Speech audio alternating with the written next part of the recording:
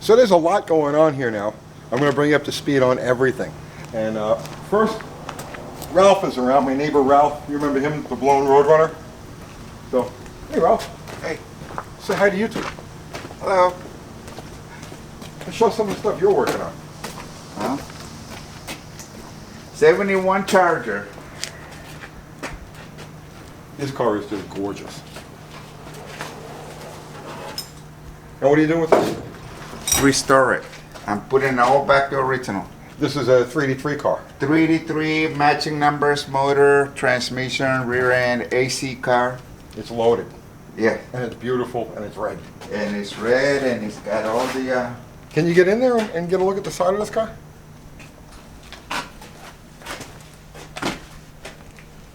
So far, it's still bone, but it's a solid car.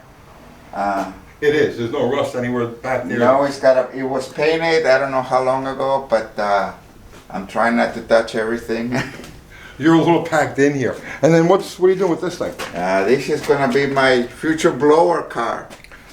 So you're pulling the blown motor out of the Roadrunner. And stick it in this and you car. put it in this. And see if we hit the fives. Nice. So this is already tubbed and everything. It's got a roll bar. It's gonna have to cage this. It's gonna have Lexan windows. Try to put some fiberglass. Line it up as much as I can. And this is a race car, not a street car. I hear you.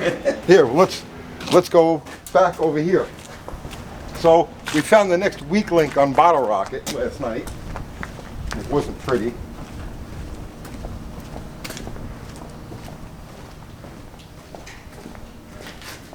First one of the night. Say goodbye to the axle. So what we're doing with this thing now, it looks like we're finished for the year. My 8 1/4 experiment is over. I know I could order a set of aftermarket axles and a C-clip eliminator kit, but you know, it's still in my mind that it's an 8 1/4. So what I'm doing is I'm going to look for, I don't have one, I need a B or E body 8 3/4 housing, and I've already got a beautiful center section set up, spool 430 gears, so I could just drop that right in here. So that's what we're going to do with this. And also we're going to drop a deep pan on here because we need that, and we're going to convert it to drum brakes and save about 40 pounds off the front of the car. So unfortunately that's it for the season for this. We'll get back on this car in the spring. The Duster. Look, I have this side of the car all kind of ready to go. Now it's going to start raining on it.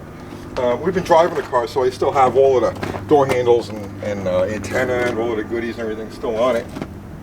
But now, next phase, we'll strip all of that stuff off, finish it, and then we should have this in paint next week. I'm looking forward to this. This is going to be fun.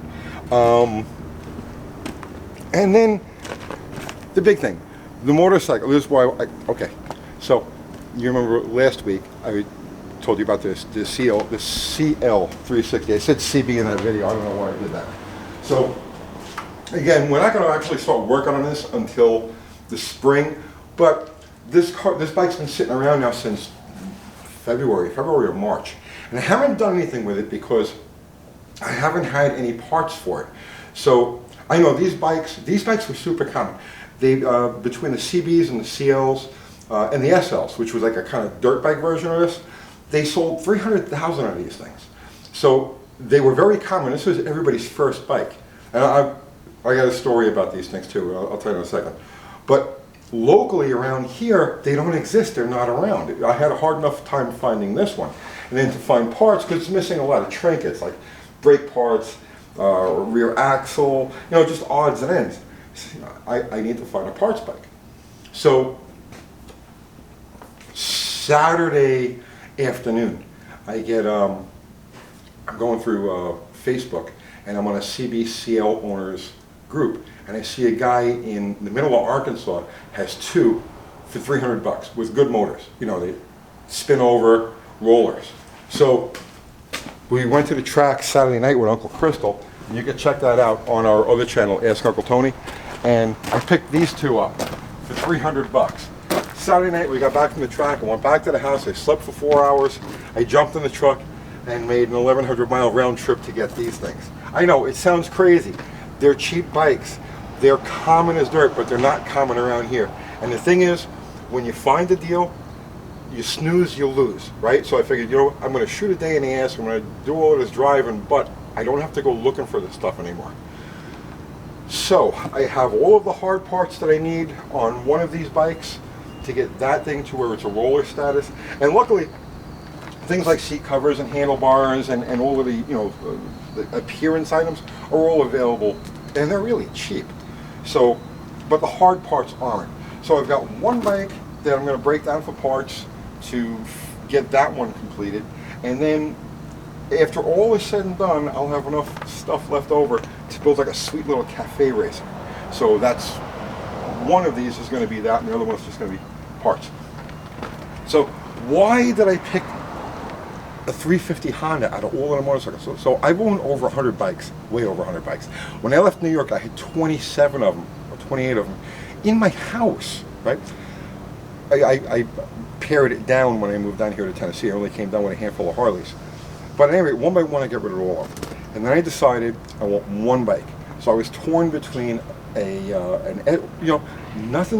nothing exotic, nothing crazy. I wanted just a fun bike. I could Sunday afternoon ride, just, you know, that type of thing. So I was torn between an SV650 and a Ducati Monster, a 750 Monster. And I've had both of those bikes in the past, and I love them. They're just friendly, happy bikes. But then I'm like, you know, there's just something that isn't eternal about those bikes, right? And if I'm going to limit my stuff, it's got to be something eternal. So I have a bug for vertical twins, but I have an allergy to Brit bikes. I've had Beezers, Triumph, I had an 850 Commando that was literally like riding a paint shaker. And then when all is said and done, the Zener diode, okay? Anybody who's familiar with Brit bikes? Okay, so Brit bikes are out of the question. Vertical twin, right? I need a vertical twin. So, you know how you have you always have like a machine or a bike, a car, whatever, you always have just fond memories of. So, I was 20 years old. Kathy and I had just gotten married, and we were broke. Spent all the money on a hot rod. I think I was between gigs at the time, and we were out of money, just flat out of money. We had $2 left. So I had a 71 Challenger that was my daily driver. It's B5 blue, beautiful car. And like I said, we had $2. So we're driving down Willowbrook Road on Staten Island, and I ran out of gas. So I'm sitting on the side of the road. I'm like, we have no food. We're on our way to go grocery shopping. We had no food, right? $2. No gas. We're stuck on the side of the road. So as I'm standing there, my buddy Rocco comes riding by, and he's got a red CB350.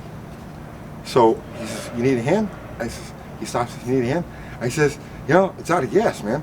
He says, "You know, I really like this car." I says, "I really like your bike." I says, "How much gas is in your bike?"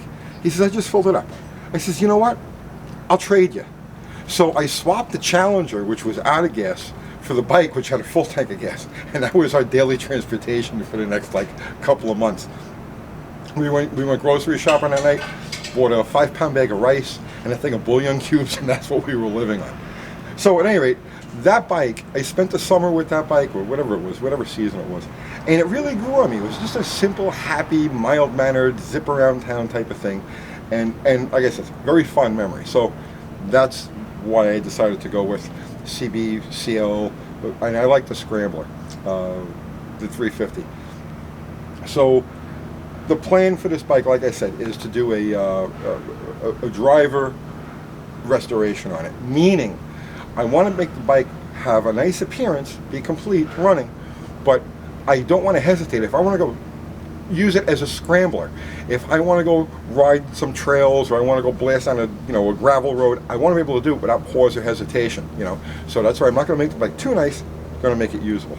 And then I'm also stoked about the whole cafe racer thing, but we'll talk about that at another time. So that's it. I just want to bring you guys up to speed on all of the stuff that's going on around here. And Ralph, which you haven't seen Ralph in a long time. They like you, Ralph. Every time we do anything with you, they're always like, here's Ralph, more Ralph. Hi guys. So that's the end of the video, though. Yeah, cool. You want to end it? Yeah, that's fine. I'm fine. Well, no, you say see you tomorrow. Yeah, we'll see you tomorrow. I'm actually going to the racetrack Saturday With the Roadrunner? with the Roadrunner, see if we can break the 680s. We're gonna be at the Mopar show in Lebanon. Oh, okay. Well, hey, So, what could you say? all right, that's it. See you guys See you later. tomorrow. Take care.